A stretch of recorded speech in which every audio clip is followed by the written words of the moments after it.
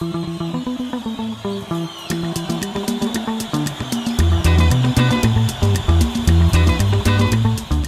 the environment, and I think that I can summarize it quickly. When in doubt, err on the side of the planet.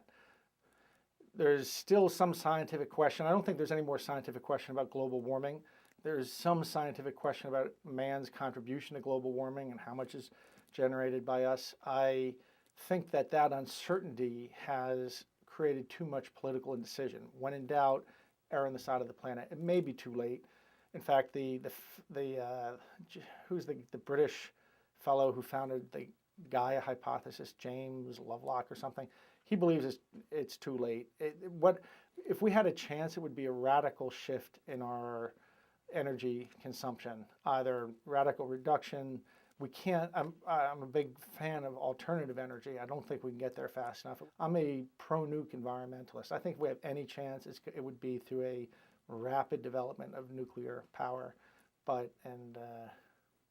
think politically that's not going to happen because of in the United States, because of the NIMBY syndrome. So I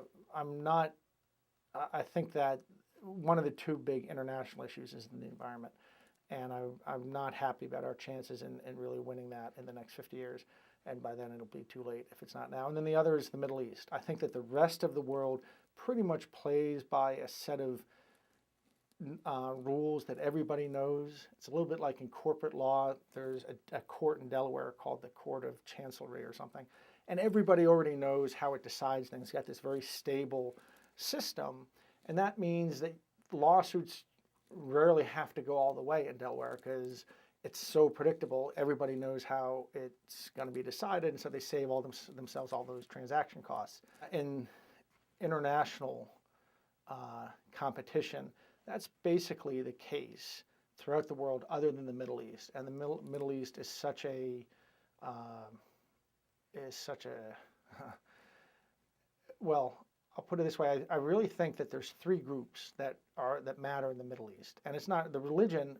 I don't see the Middle East conflicts as religious conflicts. If you're going to get kids to blow themselves up with dynamite, you need a beer jingle. And the beer jingle there's different jingles for the different kids. But the real issue in the Middle East is there's crooks and there's fanatics and there's a small number of moderates. And we back the crooks because we, the United States, back the crooks because we're trying to get them, we think that they're fighting the fanatics for us. In fact, we don't understand that the crooks and the fanatics have a relationship of I'll scratch your back if you'll scratch mine. In the process, we're overlooking the small, but it exists, the small moderate class. And if there's any hope in the Middle East, it would be finding them and working with them and sort of building civil society around them. But don't hold your breath.